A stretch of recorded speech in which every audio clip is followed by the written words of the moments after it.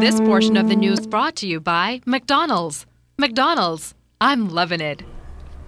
A large number of prison officers are out sick for a second day. We are told that at least 2/3 of them did not report for duty this morning. Now, we understand that they are up in arms over a number of outstanding issues, including working conditions, gratuity, and insurance. We talked to President of the Bahamas Prison Officers Association, Gregory Archer. From what I'm hearing, many officers have called in sick. I do realize that the officers are tired and fatigued. And remember, according to the industrial agreement, prisoners in breach, many officers work 9 days before they receive a day off. So after a while, that is tiresome and it tells on the body. Well, I can't give numbers, but I call every day on each shift to find out what is what. And what I'm getting is at least 2/3 of officers on every shift call in sick. And what that does is that causes other officers to work double shift. And that too is tiresome because at the end of a double shift, I have to report back within an 8-hour span. That's almost impossible, or that's very taxing on the body. In other news, government is still seeking to come to an amicable resolve with Bahamas Air pilots following contentious talks with the groups on its contractual negotiations, which led to the pilots taking strike action over the Christmas holiday. Labor Minister, the Honorable Shane Gibson, telling ZNS News this morning that talks with the pilots to iron out remaining issues are ongoing. Pilots met with the Prime Minister, myself and the Deputy Prime Minister, who's the Minister responsible for Bahamas Air, on Friday past, and they made a case to him, and he is considering what they said, and he'll be getting back to them. It wouldn't really serve any useful purpose to discuss in the public what we discussed there. Now, once it's concluded, then we'll let the public know. Well, Labor Minister Shane Gibson is also justifying the latest figures by the Department of Labor, which showcase an increase in unemployment in the country. Minister Gibson explains from his point of view. First of all, if you look at the numbers, the working force itself, the number of persons employed increased, right, which means that the economy is growing. What is not happening is we're not creating sufficient jobs at this time in order to reduce the unemployment rate. But you have more persons employed today than were employed the last time they did the survey. Unfortunately, you have persons coming out of school, and you have those discouraged workers now adding to the pool of persons who are now looking for work. But the numbers are growing. At the end of the year, you will see where the unemployment rate itself will drop, because you will see significant growth in the number of persons employed that would take care of those persons who are now coming out of school and those discouraged workers who are now encouraged to begin looking for work. Agriculture and Marine Resources Minister, the Honorable V. Alfred Gray, pegs the damage by fire to the Bahamas Agricultural, Marine and Science Institute in Andros at some $120,000. With the incident having been ruled by police to be arson, Minister Gray says government is eager to bring those responsible to justice. Because we do not want people to think that they could take the law into their own hands and destroy government's property as a result of some dispute and no dispute with the government itself. I mean, even if there is a dispute with the government, we expect that the procedure that is established, there's a court. You always could go to court to seek redress when you think you've been wronged. And so I'm hoping that we will get to the bottom of all that's going on within the day. This portion of the news was brought to you by McDonald's. McDonald's, I'm loving it.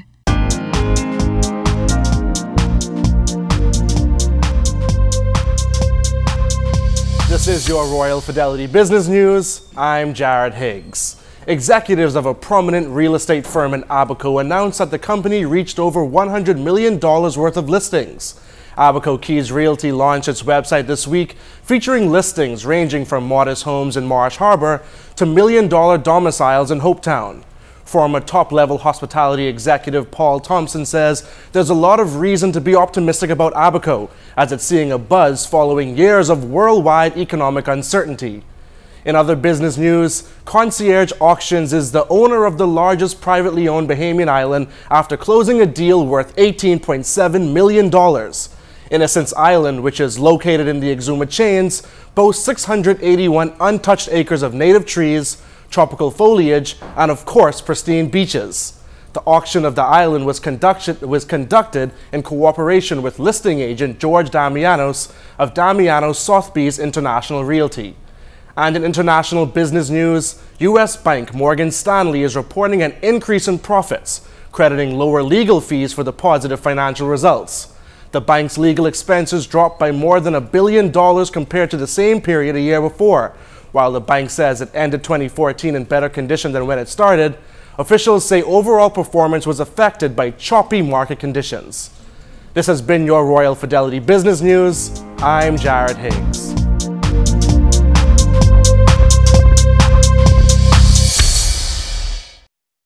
Tonight, Renew Bahamas says that it has managed to put out most of the small pockets of fire still burning at the Harold Road landfill site. The company says that it has also extended the firebreak road, increasing its ability to access the full width of the landfill, and that trucks are putting wet fill over the existing surface and compacting it to form a protective layer.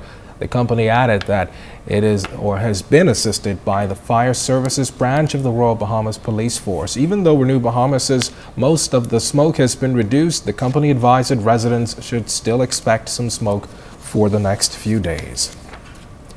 Well, a moment in time for the Prime Minister and his delegation as they traveled back from their recent trip to China.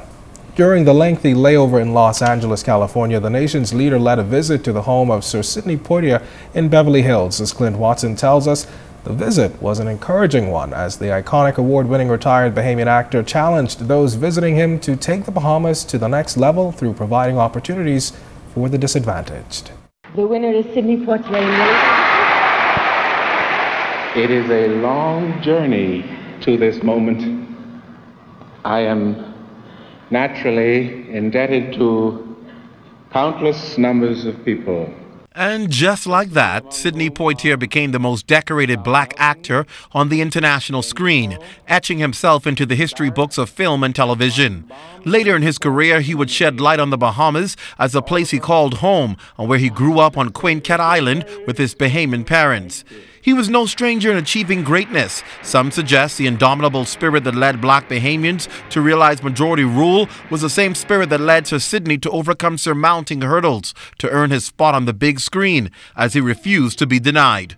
And while many argue where he actually got his start in theater, one thing is undeniable. The break he received while carrying out a mediocre task in the U.S. proved that his undeniable talent and love for the cameras could no longer be ignored. They call me Mr. Tibbs. The Bahamas continues to celebrate Sir Sidney Poitier's legacy, hailing him as a hero and example for Bahamians to follow. It was no surprise that during a layover visit in Los Angeles, while traveling back from China, the Prime Minister and his delegation visited Sir Sidney at his Beverly Hills home.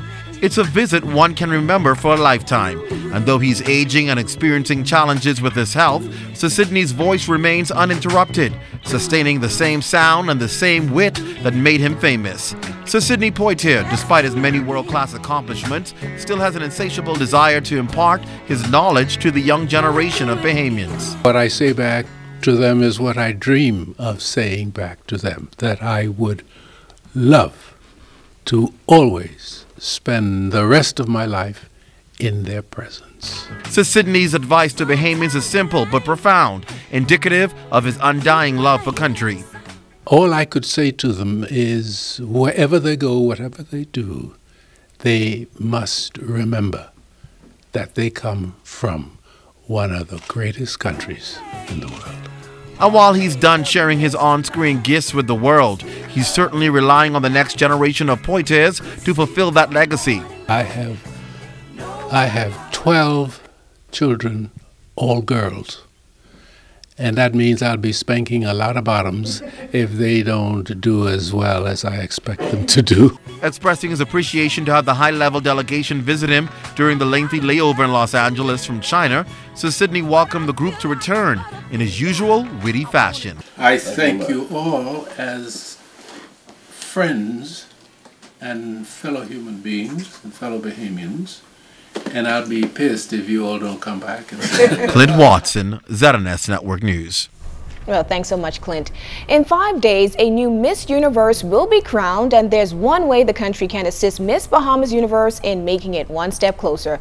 That's by voting for her in the People's Choice on the pageant's Facebook website. Jimenita Swain tells us all you need to know in this next report.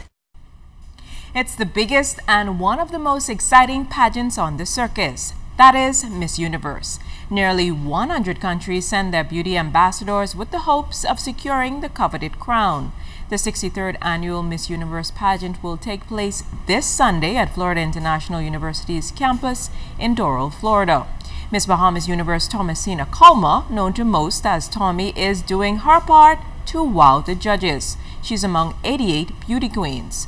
And although the Bahamas has never placed in the pageant before, Kalma is leaving a mark, becoming the talk of the analysts. And there's one way the country can throw its support behind her now, and that's with a vote.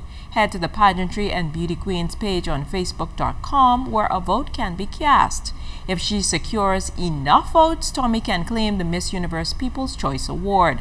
Miss Universe Bahamas describes herself as a typical tomboy, a girl who doesn't mind getting down and dirty. This description doesn't come to mind when you meet the Grand Bahama native, who comes alive when she steps in front of the cameras.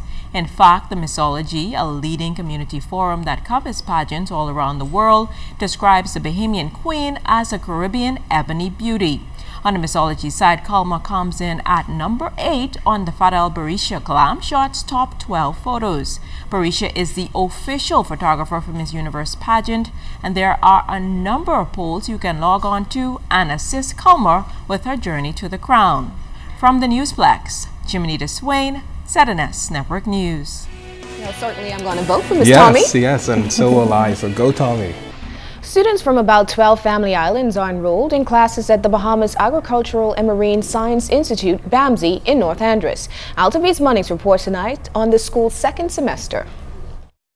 The 50 students of the Bahamas Agriculture and Marine Science Institute got a special visit last week from Deputy Prime Minister and the Minister of Works and Urban Development, Philip Davis, his State Minister Arnold Forbes, Agriculture and Marine Resources Minister V. Alfred Gray, and Bahamas Agriculture and Industrial Corporation Chairman Dion Smith. BAMSI President Dr. Godfrey Eneas confirmed that 21 of the students are participating in marine sciences, while the others are cultivating their skills in agriculture. Not too far from here, there's a marine farm where we're going to be demonstrating the technology in aquaculture and aquaponics. Aquaponics is the production of green vegetables with fish. Aquaculture is the production of fish or fish farming. So we have a marine farm, and our students will be exposed to that. Now, females comprise 1/3 of the student population at BAMSI, and get this, the oldest female student is 63 years old. All over the world, women are being oriented towards agriculture, and one of the global agenda is to attract more women and youth to agriculture. We're doing both. BAMSI officials plan to introduce certification courses in subjects like fish trap manufacturing this summer. Altavi's Munnings, ZNS Network News.